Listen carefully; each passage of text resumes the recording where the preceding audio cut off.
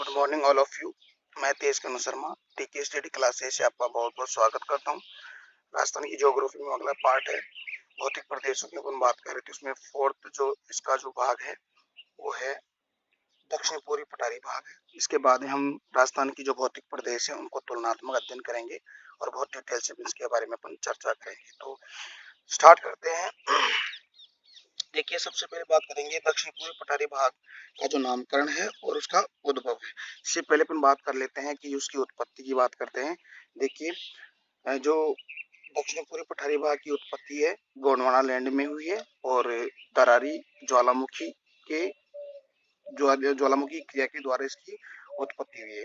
अगर इसकी महाकल्प की बात करते हैं तो महाकल्प है सिनोजोइक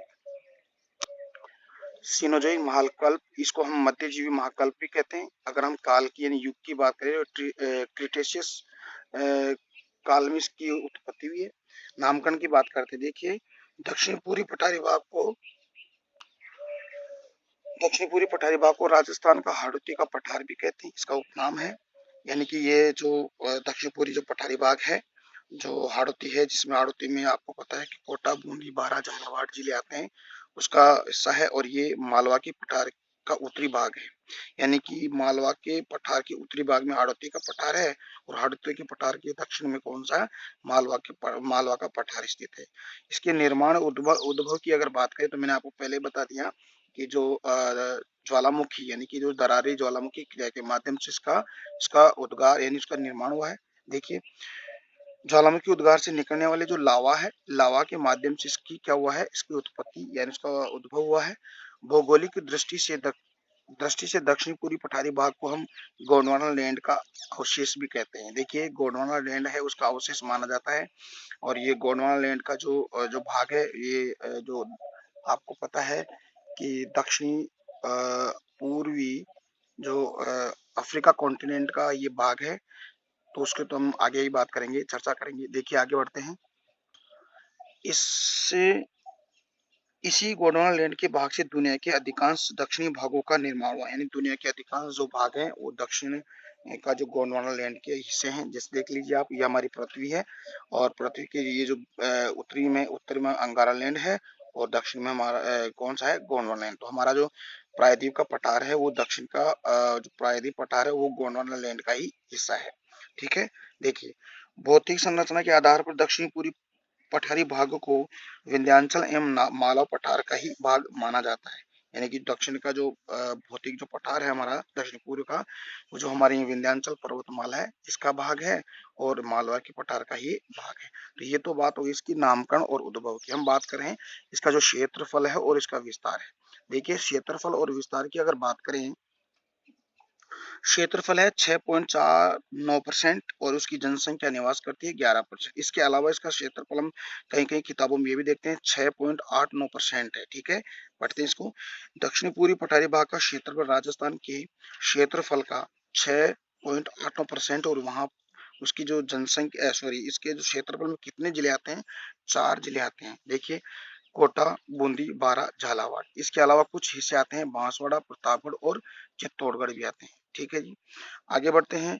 पठारी भाग का ढलान की अगर बात करें तो उत्तर एवं उत्तर पूर्व की ओर इसका ढलान है।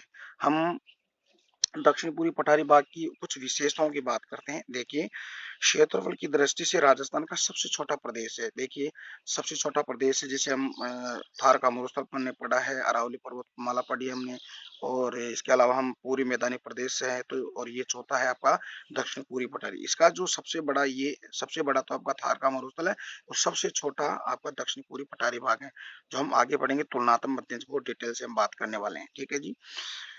इसका जो निर्माण है यानी ज्वालामुखी क्रिया से हुआ है इसका निर्माण, यानी कि दरारी ज्वालामुखी क्रिया के उद्भेदन से इसका निर्माण हुआ है। इसमें आग्नेय चट्टानों की प्रधानता है, यानी कि बेसाल्ट चट्टानों की प्रधानता है। इसमें काली मृदा पाई जाती है, यानी कि वर्टिसोल है। दक्षिण से उत्तर की ओर इसका ढलान है। यहाँ जलीय अपरदन सर्वाधिक होता है, यानी कि यहाँ पर जलीय अपरदन बहुत ज्यादा होता है। जो आपको पता है कि यहाँ पे अवनाली का अपरदन चंबल नदी के द्वारा बहुत ज्यादा अपरदन करती है, जिसको हम बियड कहते हैं। और इसका जो विस्तार है सवाई माधोपुर से लेकर केरल के मध्य इसका करौली के मध्य इसका सर्वाधिक विस्तार है। तो सर्वाधिक जल अपर्दन का कार्य हमारी चंबल नदी करती है राजस्थान में, और इसी संभाग यानी कि कोटा, बूंदी, बारा, झालावाड़ में सर्वाधिक नदियों का उद्गम भी होता है, और सर्वाधिक प्रवाहित भी नदियां यहाँ पे होती है। आगे अगर बात करते हैं, नेक्स्ट टॉपिक है क्लाइमेट, जलवायु की बात करते हैं। देखिए जलवायु की बात करें तो दक्षिणी पूर्वी पठारी भाग की जो जलवायु है अति आर्द्र है। ओके, क्यों है? यहाँ पर सर्वाधिक जो वार्षिक जो वर्षा होती है वो 80 से 120 सेंटीमीटर तक बारिश यहाँ पे होती है। डियर फ्रेंड्स, जो ब्लू पेन से लिखे हैं उस पर फोकस करिएगा, रेड पेन से और ग्रीन पेन से जो है उसको आप इग्नोर कर दीजिएगा। ओके, आगे बढ़ते हैं। तो देखिए अति आर्द्र जलवायु है क्योंकि यहाँ पर 80 से 120 सेंटीमीटर बारिश होती है। क्योंकि ये वाला जो टॉपिक है ना, ये मैं अभी तुलनात्मक अध्ययन से आपको बहुत बढ़िया तरीके से बताने वाला हूँ। ओके, अगले पार्ट में यहाँ की जो मृदा है, मिट्टी की अगर हम बात करते हैं तो यहाँ पर किस प्रकार की मिट्टी पाई जाती है, यानी कि दक्षिणी पूर्वी पठारी भाग में मिट्टी है काली मृदा पाई जाती है। ओके, ये दो उच्च भूमि यहाँ पर दो उच्च भूमि कौन कौन सी है, जरा उसको भी हम देख लेते हैं। देखिए दो उच्च भूमि है, एक तो शाहाबाद उच्च भूमि, ये कहाँ पे है? बारां में पड़ती है, यानी कि इसका जो आकृति है शाहबाज उच्च भूमि की, घोड़े की जो नाल होती है उसके समान इसकी उच्च भूमि इसकी आकृति है। ओके, दूसरा उच्च भूमि है डग गंगाधर उच्च भूमि, तो ये इसका विस्तार कहाँ है? ये है आपका झालावाड़ में। तो डियर फ्रेंड्स, आज टॉपिक के ये जो एंड होता है, और मेरे साथ बने रहिएगा। थैंक यू, धन्यवाद, बाय बाय।